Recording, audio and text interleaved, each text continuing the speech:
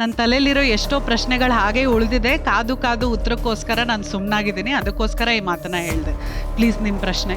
ಇವಾಗ ನೀನೇನಾದರೂ ಪ್ರಶ್ನೆ ಕೇಳಿದಾಗ ಆ ಪ್ರಶ್ನೆಗೆ ನಾನು ಏನು ಉತ್ತರ ಕೊಡ್ತೀನಿ ಅನ್ನೋದು ನೀನು ಕಾಯ್ಬೇಕು ಹೊರತು ಆ ಪ್ರಶ್ನೆಗೆ ನೀನೇ ಉತ್ತರ ರೆಡಿ ಮಾಡಿಕೊಂಡು ನಿಮ್ಗೆ ಬೇಕಾಗಿರೋದೇ ಇದಲ್ವಾ ಅಂತ ಹೇಳಿ ನೀನು ಡಿಸ್ಟರ್ಬ್ ಆಗಬಾರ್ದು. ಫಾರ್ ಎಕ್ಸಾಂಪಲ್ ಎಲ್ಲೋ ಆಚೆ ಹೋಗ್ಬೇಕಾಗಿರತ್ತೆ, ನಾನು ಯೋಚನೆ ಮಾಡ್ತಾ ಇರ್ತೀನಿ ಈಗ ಹೋಗೋದಾ, ಏನು ಅದಕ್ಕೆ ಹೆಂಗೆ ಹೋಗೋದು ಅಥವಾ ಏನೋ ಪ್ಲಾನ್ ಮಾಡ್ತಾ ಇರೋ ಗ್ಯಾಪಲ್ಲಿ ನಿಮ್ಗೆ ಹೋಗೋಕ್ಕೆ ಇಷ್ಟ ಇಲ್ಲ ಅಂತ ನೀನು ಒಂದು ಕನ್ಕ್ಲೂಷನ್ಗೆ ಬಂದ್ಬಿಡ್ತೀಯ. ಆ ಕನ್ಕ್ಲೂಷನ್ಗೆ ಬರಬೇಡ ಅನ್ನೋದು ನನ್ನ ಪ್ರಶ್ನೆ.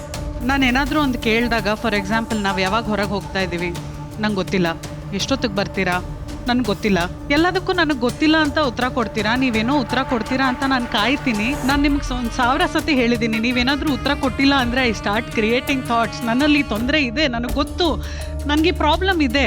ನಾನು ಆ ಯೋಚನೆ ಮಾಡೋ ಗ್ಯಾಪಲ್ಲಿ ನೀವು ಓಪನ್ ಆಗಿ ಕಮ್ಯುನಿಕೇಟ್ ಮಾಡಿಬಿಟ್ರೆ, ಅಮ್ಮ ನಾನು ಯೋಚನೆ ಮಾಡ್ತಾ ಇದ್ದೀನಿ, ಹೋಗೋಕ್ಕಾಗುತ್ತೋ ಇಲ್ವೋ ನನಗೆ ಗೊತ್ತಿಲ್ಲ, ಈ ಥರ ಸಿಚುವೇಶನ್ ಇದೆ ಅಮ್ಮ, ಆಮೇಲೆ ನೋಡೋಣ ಅಥವಾ ನಾಳೆ ಹೋಗೋಣ. ನನಗೆ ಬೇಕಾಗಿರೋದು ಅಲ್ಲಿಂದಲ್ಲೇ ಒಂದು ಉತ್ತರ ಅಷ್ಟೇ, ಸಿಂಪಲ್ ವಿಚಾರಗಳಿಗೆ. ಆಗ್ತಾ ಇಲ್ವಾ, ಇಲ್ಲ ಅಂತ ಕ್ಲಿಯರ್ ಆಗಿ ಕಮ್ಯುನಿಕೇಟ್ ಮಾಡಿ ಅಷ್ಟೇ. ನಾನು ಕನ್ಕ್ಲೂಷನ್ಗೆ ಬರ್ತೀನಿ, ನಿಜ ಹೌದು ನಾನು ಈ ತಪ್ಪನ್ನ ಮಾಡ್ತೀನಿ, ನೀವು ಹೇಳಿದ್ದನ್ನ ನಾನು ಒಪ್ಕೋತೀನಿ. ಬಟ್ ಆ ಗ್ಯಾಪಲ್ಲಿ ನಾನು ಐ ಗೆಟ್ ಹೆಲ್ಪ್ಲೆಸ್. ಕಮ್ಯುನಿಕೇಶನ್ ಇದ್ರೆ ನಾನು ಕನ್ಕ್ಲೂಷನ್ಗೆ ಬರೋದೇ ಇಲ್ಲ. I accept it. ಆ ಕಮ್ಯುನಿಕೇಟ್ ಮಾಡಕ್ಕೆ ಬಂದಾಗ ಒಂದು ಸ್ವಲ್ಪ ತಾಳ್ಮೆ ಇರಲಿ. ಯಾಕೆಂದ್ರೆ ಒಪ್ಕೋತೀನಿ, ನಾನು ಕೆಲವೊಂದ್ಸತಿ ತಾಳ್ಮೆ ಕಳ್ಕೊಂಡು ಆನ್ಸರ್ ಮಾಡ್ತೀನಿ, ಬದಲಾವಣೆಗೆ ಪ್ರಯತ್ನ ಮಾಡ್ತಾ ಇದ್ದೀನಿ. ಬಟ್ ಆ ಸಮಯಾವಕಾಶ ಬೇಕು ನನಗಷ್ಟೇ ಹೊರತು ತಕ್ಷಣ ನನ್ನ ಕೈಲಿ ಸತ್ಯವಾಗ್ಲೂ ಕೋಪದ್ದು ಕಮ್ಮಿ ಮಾಡ್ಕೊಳಕ್ ಆಗಲ್ಲ. ಇಮೋಷನಲ್ ಬ್ಯಾಗೇಜ್ ಅಥವಾ ಚೈಲ್ಡ್ಹುಡ್ ಟ್ರಾಮಾ ಇದು ಪ್ರತಿಯೊಬ್ಬರಿಗೂ ಇರುತ್ತೆ.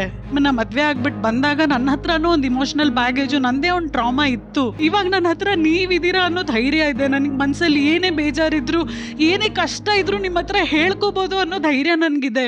ನಾನು ನಿಮ್ಮ ಹತ್ರ ತುಂಬಾ ನೊಂದುಕೊಂಡು ಬೇಜಾರು ಮಾಡ್ಕೊಂಡು ಬಂದು ಏನೋ ಒಂದು ವಿಚಾರ ಹೇಳಿದಾಗ ಒಂದು ಸರ್ತಿ ಅಲ್ಲ 2-3 ಸರ್ತಿ ನೀವು ಮಾಡಿದ್ ನಂಗೆ ತುಂಬಾ ಬೇಜಾರಾಗಿದೆ. ನಾನು ಬಿಕ್ಕಿ ಅಳ್ತಿರ್ಬೇಕಾದ್ರೆ, ನಾನು ತುಂಬಾ ದುಃಖದಲ್ಲಿ ಇರ್ಬೇಕಾದ್ರೆ ಅದನ್ನ ಇಮಿಟೇಟ್ ಮಾಡಿ ಗೇಲಿ ಮಾಡಿದ್ದೀರಾ ನನಗೆ.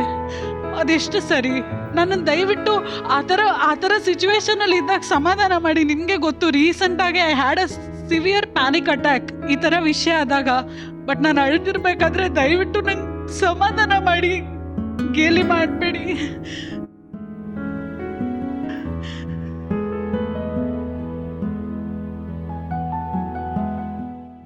ಅಳದ್ ನಿಲ್ಸು.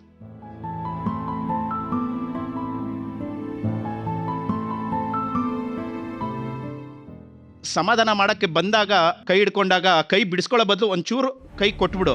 ಏನಾಗತ್ತೆ, ನಾನು ಸಮಾಧಾನ ಮಾಡಕ್ಕೆ ಬಂದಾಗ ನಾನು ಕೈ ಮುಟ್ಟಿದ ತಕ್ಷಣ ಅಂತ ಹಿಂಗ್ ಎತ್ಬಿಟ್ರೆ ಏನಾಗತ್ತೆ, 3 ಸತಿ ಟ್ರೈ ಮಾಡ್ಬೋದು, 4ನೇ ಸತಿ ಯಾವಾಗ ಇಟ್ಕೊಳ್ಳಿ, ನಾನು ಬೇಡ ಅಂತೀನ. ಅದೇ ಹೇಳ್ತಾ ಇರೋದು, 3 ಸತಿ ಇಟ್ಕೋಬಹುದು, 4ನೇ ಸತಿಗೆ ಇಲ್ಲ. ನಾನು 10 ಸತಿ ಮಾಡಿದ್ರು 10ನೇ ಸತಿನೂ ನೀವು ಇಟ್ಕೋಬೇಕು.